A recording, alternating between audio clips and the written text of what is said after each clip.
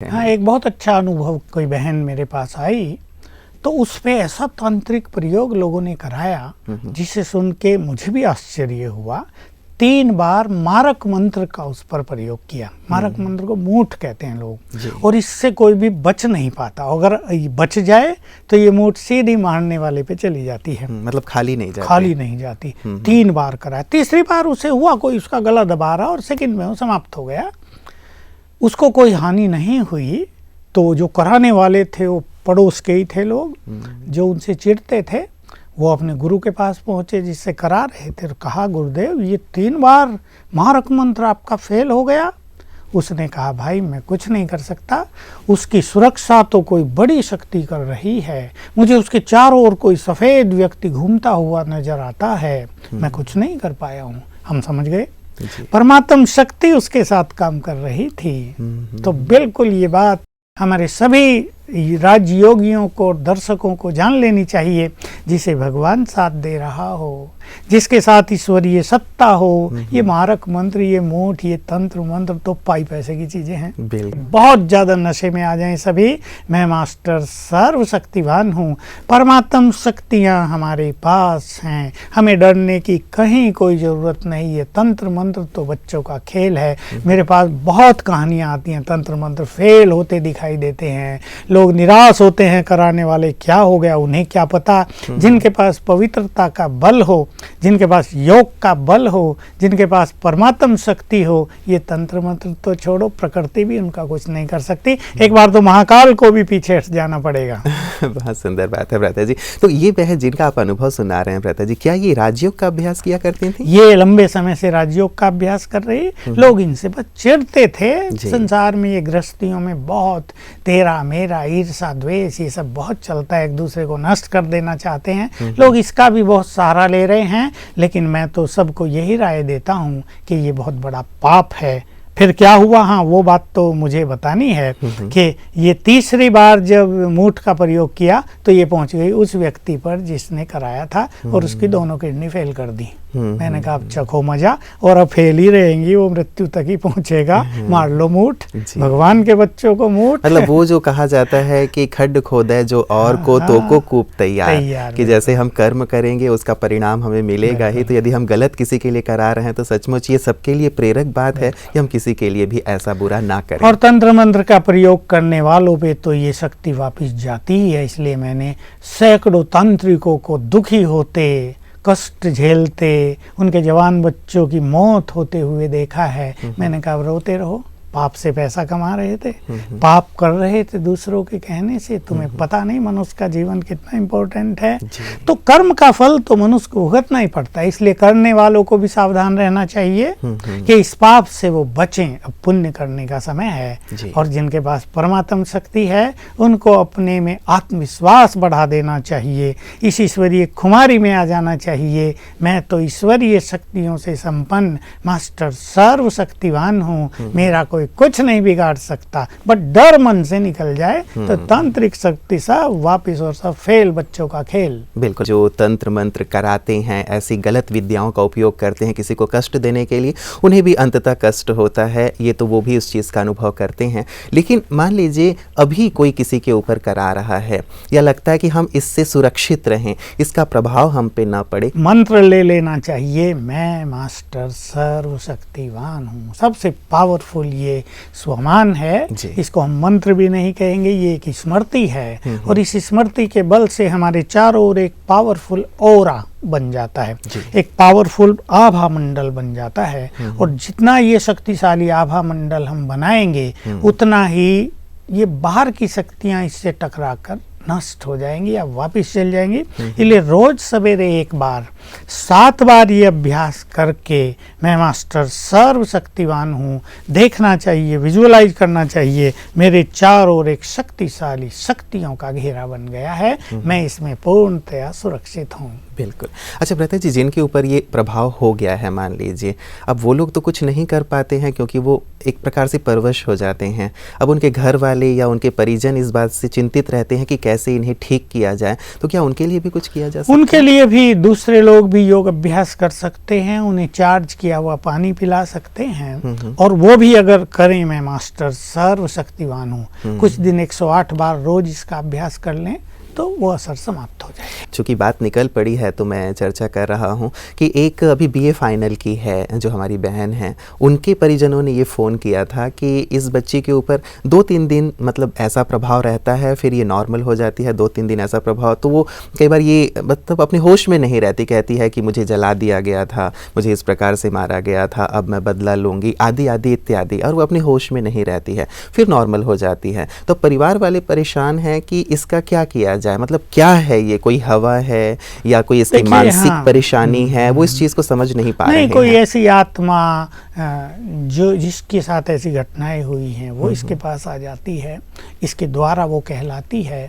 तो इसमें भी योग अभ्यास, उस आत्मा की मुक्ति के लिए अगर 21 दिन योग अभ्यास कर लिया जाए 2 स्वमान के साथ, मैं मास्टर सर्वशक्तिवान हूँ और मास्टर मुक्तिदाता हूँ, तो वो भी इफेक्ट समाप्त हो जाए। क्योंकि ये इफेक्ट प्राय अमावस के आसपास हुआ करते हैं लोगों को। उस टाइम पहले से ही इसको ये अभ्यास करा दिया जाए, मैं मास्टर सर्वशक्तिवान हूँ।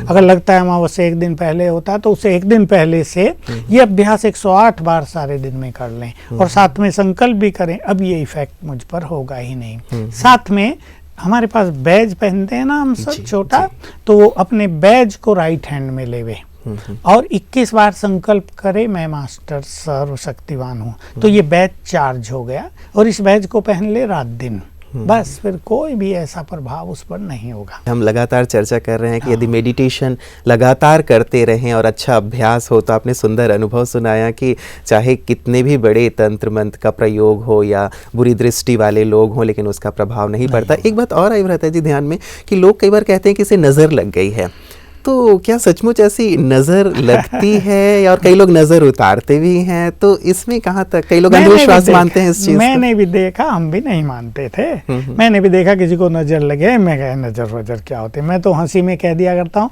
जिन पे भगवान की नज़र लग गई उन पे मनुष्यों की नज़र क्या करेगी। फिर भी देखते हैं उनको सिर दर्द हो रहा, परेशानी हो रही, माता जी ने नज़र उतारी, मिर्ची विर्ची जलाई और देखा वो प्रसन्न है, तो मुझे लगा ये कुछ है तो सही भाई, हम इसको जानते नहीं या मानते नहीं क्या है, पर है तो जरूर।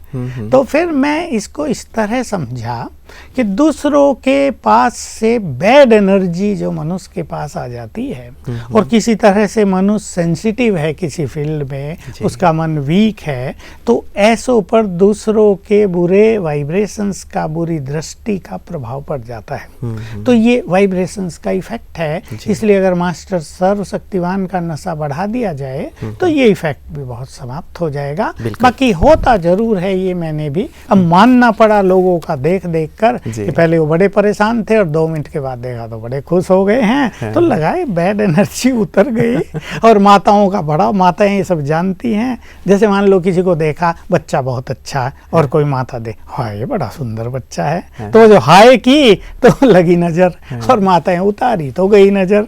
लेकिन भगवान की नजर हम पर पड़ रही है, रोज उसकी दृष्टि लिया करें और ये स्वमान का अभ्यास करें और अपनी पवित्र और पावरफुल नज़र सब पे डालें, तो ये छोटी छोटी चीज़ें भी समाप्त। इसीलिए हम योग की सुंदर चर्चा कर रहे हैं रहते जी, और मैं अब आगे चलना चाहूँगा। योग की जो गहराई है, कई बार ऐसा होता है कि हम योग के मार्ग पे तो चल पड़े, लेकिन जैसे हम कोई मकान बनाते हैं तो मकान किसी पिलर पे ही खड़ा होता है। तो यदि हम योग का अच्छा अनुभव करना चाहते हैं, अच्छी एकाग्रता चाहते हैं, परमात्मा से अच्छे मिलन की अनुभूति करना चाहते हैं, तो क्या आधार हैं, हमें क्या क्या करना चाहिए, कौन सी ऐसी चीज़ें हैं जो हमें मदद करती हैं योग मार्ग में आगे बढ़ने? एक तो पहली चीज़ तो ये कि हमें इसमें निराश न हो के निरंतर अभ्यास। मान लो किसी को योग अभ्यास में सफलता नहीं हो रही, तो वो 3 दिन के लिए हर घंटे में 5 बार अभ्यास कर ले, मैं आत्मा हूँ यहाँ। चाहे वो 5 सेकंड अभ्यास रहे, 10 सेकंड रहे, बस अपने आत्मा के स्वरूप को देखें और मैं आत्मा पीसफुल हूँ, शांत हूँ, बस 5 बार कर ले तो 1 दिन में ही बड़े अच्छे अनुभव से हम तक हो जाएंगे। दूसरे दिन और बढ़ा दे, ये सारा दिन में 108 बार कर ले, तीसरे दिन भी 108 बार कर ले, तो योग की जो सूक्ष्मता है, यानी योग से जो गहन शांति की अनुभूति होती है, उसका बहुत अच्छा एक्सपीरियंस हो जाएगा। लेकिन इसके पीछे कुछ धारणाएं तो परम आवश्यक हैं, जिससे हमें योग की गहराई प्राप्त होती रहे, क्योंकि योग संसार की सबसे गुह्यतम विद्या है। इसमें बहुत सूक्ष्मताएं हैं, इसमें संपूर्ण सूक्ष्म से सूक्ष्म और महान से महान मनोविज्ञान आ जाता है। इसमें हम एक दूसरे के मन के भाव को कैच कर सकते हैं, एक दूसरे के संकल्पों को पकड़ सकते हैं, एक दूसरे के संकल्पों को चेंज कर सकते हैं, उन्हें नई डायरेक्शन भी दे सकते हैं, और जैसा हम चर्चा करते आ रहे, अनेक जगह हम अपने वाइब्रेशंस फैलाकर संसार के लिए भी बड़ा सुख देने वाला कार्य कर सकते हैं जी। तो कुछ धारणाओं में पहली धारणा तो देखिए प्योरिटी है। भले ही कई लोग हमारी ये बात सुन के थोड़ा सा नेगेटिवली भी लेते हैं, नाराज भी होते हैं कि ब्रह्मा कुमारियों ने ये क्या नया पवित्रता का मार्ग निकाल दिया। लेकिन हम कहना चाहेंगे ब्रह्मा कुमारियों ने नहीं निकाला, ये भगवान का आदेश हुआ है कि मुझे इस संसार को पवित्र बनाना है, इसलिए हर एक पवित्रता को धारण करे। तो हम आजकल देख रहे हैं कि हमारे इस राजयोग के मार्ग पर अनेक कुमार और कुमारियां, युवक, यंग एज के लोग बहुत आ रहे हैं, क्योंकि कुछ लोगों में तो इम्प्योरिटी बहुत है, लेकिन कुछ लोग ऐसे भी हैं युवक जिनमें पवित्रता भी बहुत है। वो आकर्षित होकर आ रहे हैं राजयोग की ओर। मुझे बहुत मिलते हैं, कल भी बहुत लोग मिले, कन्याएं मिली जिनकी चर्चा पवित्रता पर ही थी, जिनका बहुत ध्यान था अपनी प्योरिटी पर, और जो दृढ़ संकल्पधारी थे कि हमें किसी भी तरह कुछ भी सहन करना पड़े, पवित्र जीवन व्यतीत करना ही है। तो ये भगवान की आज्ञा है। तो इसके बिना कोई योगी नहीं बन सकता, क्योंकि योग उससे लगाना है जो परम पवित्र है, योग उससे लगाना है जो पवित्रता का सागर है, जो संपूर्ण है। तो हमें योग लगाने के लिए स्वयं को पवित्र अवश्य बनाना होगा। बिना पवित्रता के हम उसे याद तो कर सकते हैं, पर योग नहीं लग सकता, बुद्धि एकाग्र नहीं हो सकती, क्योंकि पवित्रता से ही ब्रेन को शक्तियां मिलती हैं, ब्रेन एनर्जेटिक होता है। कल ही एक फ़ोन आया था इसी के संदर्भ में, तो उनका फ़ोन कॉल ये था कि क्या यदि हम पवित्र नहीं रह पा रहे हैं तो क्या हम भगवान को याद नहीं कर सकते, और क्या भगवान की शक्तियाँ, भगवान का आशीर्वाद हमें प्राप्त नहीं होगा? देखिए, याद भी कर सकते हैं, आशीर्वाद भी मिल जाएगा, लेकिन जो योग में एकाग्रता हो और ईश्वरीय शक्तियाँ हमें मिलें, वो बहुत कम मिलेंगी। प्योरिटी इसलिए योगी का महत्वपूर्ण पिलर है। इसके बिना अध्यात्म है ही नहीं। अध्यात्म का अर्थ ही है पवित्रता का मार्ग। लेकिन कई बार भ्राता जी ऐसा नहीं है कि हम अपने आप को शक्तिहीन महसूस कर रहे हैं, या हमें अपने साथी से वो सहयोग प्राप्त नहीं हो रहा है, तो यदि मैं याद करता जा रहा हूँ और उसका मुझे बल प्राप्त होता जा रहा है, तो वो फिर मुझे मदद करेगा पवित्र। देखिए, इसमें थोड़ा समय लग जाएगा कि याद करते करते करते करते पवित्र रहने का बल आ जाएगा। कईयों के साथ ये भी हुआ है, कोई 1 साल में पवित्रता को धारण किए, किसी ने 2 साल में किए, किसी ने 6 मास में किए। लेकिन शक्तिशाली और महान आत्माएं वही होती हैं जो तत्काल कर लेती हैं। उनके अंदर ये पवित्रता एक बहुत बड़ी शक्ति और वरदान के रूप में काम करने लगता है, और इससे बहुत कुछ होने लगता है। बिल्कुल, तो पवित्रता एक आधार हो गया भ्राता जी। इसी प्रकार की और किन्हीं बातों पे दूसरी चीज ध्यान रखने की है, पवित्र भोजन। जी, पवित्र भोजन में लहसुन प्याज भी नहीं, बहुत ज़्यादा लाल मिर्च भी नहीं, और एक पवित्र और सात्विक वातावरण में बनाया हुआ अन्न, एक पवित्र और सात्विक व्यक्ति के द्वारा बनाया गया अन्न हमारे योग अभ्यास को बहुत सरल कर देता है, हमें सूक्ष्म स्थिति में ले चलता है। तो इसका भी हमें बहुत ध्यान रखना है। लोग ये भी सोचते हैं कि लहसुन प्याज तो दवाइयाँ हैं, आयुर्वेदिक चीज़ें हैं, इससे क्या होगा। देखिए, इससे मनुष्य की कामुक वृत्तियाँ उत्तेजित होती हैं, और हमें बनना ही पवित्र है, तो हम इन चीज़ों का सेवन नहीं कर सकते। तो अन्न जैसा अन्न वैसा मन। हम जानते हैं कि देवताओं को अगर हमें भोग लगाना हो तो हम लहसुन प्याज नहीं डालेंगे, हम अंडे का भोग नहीं लगा सकेंगे। देवताओं को भी पवित्र भोग लगाया जाता है, आजकल लोग जो मान्यता हो गई देवियों को बलि चढ़ाने की, ये बिल्कुल गलत परंपरा है।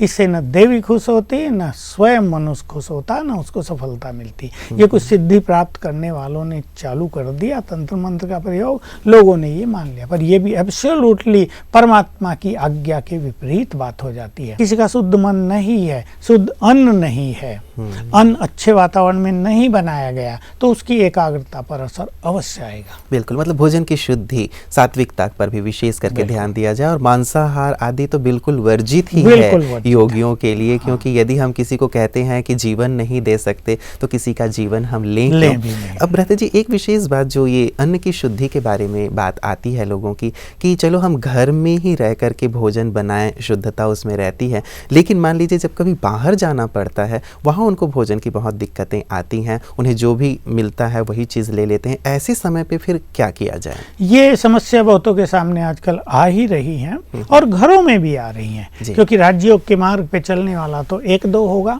और मान लो बहुत बुजुर्ग व्यक्ति भी है, वो भोजन बना भी नहीं सकता, उसके बच्चे बहू भी अलाउ नहीं करेंगे कि तुम भोजन बनाओ। हाँ। लोग भी हंसेंगे, बूढ़ा हो गया 80 साल का भोजन बना रहा है। हाँ। तो इसमें ये है, और घरों में ये है कि 10 लोगों का इकट्ठा परिवार है, एक व्यक्ति ज्ञान मार्ग पर चल रहा है, उसको भी कठिनाई होती है। तो इसमें किसी संघर्ष को हम न सामने लाकर भोजन बने। एक तो भोजन बनाने वालों को सिखाएं, भाई अच्छे वाइब्रेशंस में भोजन बनाना है, शुद्ध मन से भोजन बनाना है। ऐसे नहीं लड़ाई झगड़ा भी हो रहा है तो भोजन बन रहा है, टीवी भी देख रहे हैं भोजन बन रहा है, या पर चिंतन तेरा मेरा भी कर रहे हैं और भोजन बन रहा है, उससे भोजन पे निगेटिव इफेक्ट आएगा। लेकिन भोजन भी अच्छे सात्विक वातावरण में बनाए। सभी माताओं को जानना चाहिए वो भोजन जो बहुत प्यार से और भगवान की याद में बनाया जाता है। चलो कोई योग न भी करता हो, भगवान की याद में बनाए कि हम तुम्हारे लिए भोजन बना रहे हैं, तो अच्छे विचार रहेंगे। ऐसा भोजन मनुष्य को बहुत बल देता है। तो जो ऐसा नहीं खा सकते, वो भोजन को दृष्टि दें, बहुत अच्छी तरह ही अभ्यास करेंगे। 7 बार अभ्यास कर दें, मैं परम पवित्र आत्मा हूँ, तो आंखों से पवित्र किरणें भोजन में समा जाएंगी, और कोई भी इम्प्योर वाइब्रेशंस उसमें होगा वो निकल जाएगा, और उस भोजन को हम स्वीकार करें। जी जी। लेकिन यदि घर में भी ऐसे लहसुन प्याज या ऐसे मांसाहार आदि का जब सेवन किया जा रहा हो, ऐसे में जो बर्तन आदि है या उनका जो वाइब्रेशन है, वो भी क्या इफेक्ट डालता है? कहते जी, देखिए ये बहुत सूक्ष्म बात हो गई। अगर किसी को योग साधना में बहुत सूक्ष्मता तक पहुंचना है और भगवान को भी भोग लगाना है, तो उसे ये बर्तन यूज नहीं करने होंगे। लेकिन किसी को खुद ही खाना है तो उन बर्तनों को साफ करके वो अपना भोजन बना सकते हैं, लेकिन भगवान को इसमें भोग नहीं लगाया जा सकता। जी जी जी। तो भ्राता जी, ये तो दो बहुत महत्वपूर्ण बातें आपने कही हैं, चाहे वो पवित्रता की बात है, भोजन की बात है, ऐसे ही क्या कुछ अन्य आधार भी हो सकते हैं? हाँ, और भी बहुत सारे आधार हैं। देखिए, हमें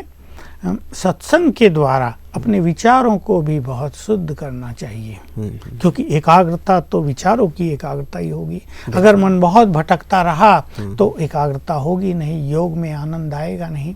इसलिए रोज ईश्वरीय ज्ञान का श्रवण करना, उसका अध्ययन करना, इसकी बहुत आवश्यकता है।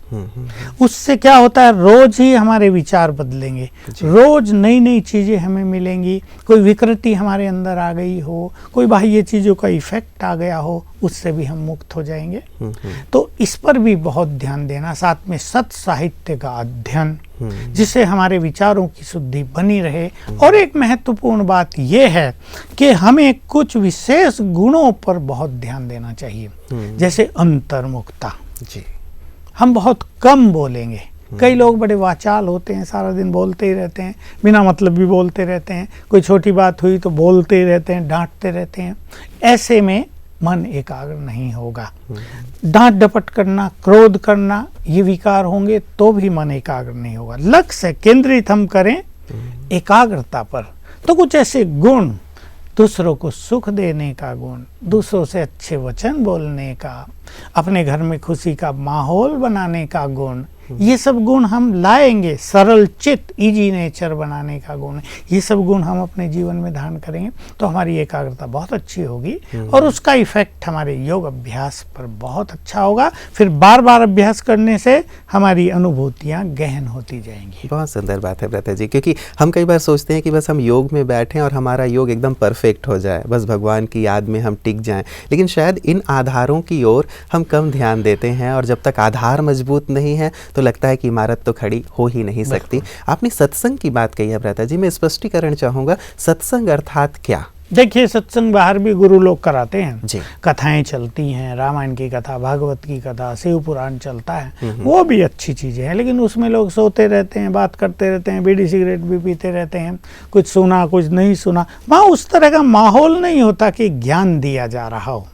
हमारे सेवा केंद्रों पर सवेरे ईश्वरीय ज्ञान की क्लास होती है, कहीं 6:30 होती है, कहीं 6 भी होती है, कहीं 5:30 भी होती है।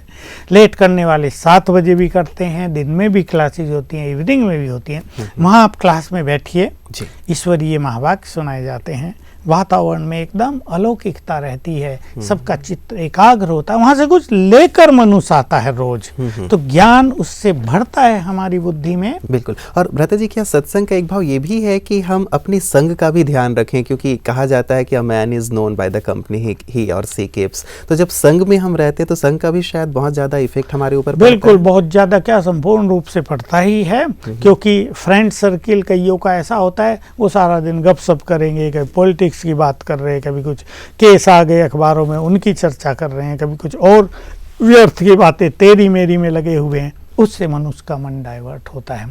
फिर कुछ ऐसे संगी साथी मिल जाते हैं, कोई स्मोकिंग कर रहे हैं, कोई स्मैक ले रहे हैं, अरे पढ़ के क्या करोगे, देख लिया तुम्हें कौन सा लाट साहब बनना है, चलो चलो पिक्चर इसका भी आनंद लेके देखो, इसका भी आनंद, ये सब क्या है, ये पीछे देखा जाएगा, जा रहे पिक्चर्स देखने, क्रिकेट चले, छोड़ो चलो गेम देखते हैं या खेलते हैं। ये संग भी जो मनुष्य को बुराइयां सिखा दे, जो कुरीतियों में डाल दे, जो उनके मन को निगेटिविटी की ओर डाइवर्ट कर दे, ऐसे संग को भी छोड़ देना ही एक योग अभ्यासी के लिए बहुत बड़ी चीज और परम आवश्यक होता है। बिल्कुल बिल्कुल, बहुत सुंदर भ्राता जी, आपने पूरे आधार स्पष्ट किए हैं और मुझे लगता है कि जो योग के मार्ग में आप चलने के इच्छुक हैं उन्हें इस पर जरूर चिंतन करना चाहिए कि पवित्रता कितना इम्पॉर्टेंट है, शुद्ध भोजन कितना इम्पॉर्टेंट है, या सत्संग, एक तो क्लास भी सुनना, जो अच्छी बातें सुनाई जा रही हैं वो, और साथ ही अपने संग का भी ध्यान रखना, और दिव्य गुणों की भी आपने बहुत सुंदर चर्चा की है भ्राता जी। बहुत बहुत आपका शुक्रिया, आपने बहुत सारी चीज़ें आप सभी को दी हैं। मुझे लगता है सारे दिन सभी बहुत गहराई से इस पर चिंतन करेंगे ताकि आगे जब हम योग के मार्ग पे बढ़ें तो उन सबको बहुत मदद मिले। आपका बहुत बहुत शुक्रिया। मित्रों, कहा जाता है, संग की बात भ्राता जी कह रहे थे तो मुझे एक बात याद आ रही थी, एक पानी का बूंद जब सागर में गिरता है तो उसका अस्तित्व समाप्त हो जाता है। वही बूंद जब किसी सांप के मुख में गिरता है तो वो विष का रूप ले लेता है, और वही बूंद जब किसी सीप में जाता है, गिरता है, तो वो मोती बन जाता है। पानी का बूंद एक ही है, लेकिन अलग अलग स्थानों पे जाने से उसका अस्तित्व कहीं नष्ट हो गया, कहीं वो विष बन गया और कहीं पे वो मोती बन गया। हमें भी ध्यान रखना है कि यदि हमें अच्छा साधक बनना है, अच्छा योगी बनना है, अच्छा इंसान बनना है, तो हमें भी संग का जरूर ध्यान रखना है। तो इन आधारों पर आप सुंदर विचार कीजिएगा ताकि योग के मार्ग पे आप सहज रूप से चल सकें, आगे बढ़ सकें। आज के लिए इतना ही, दीजिए इजाज़त। नमस्कार।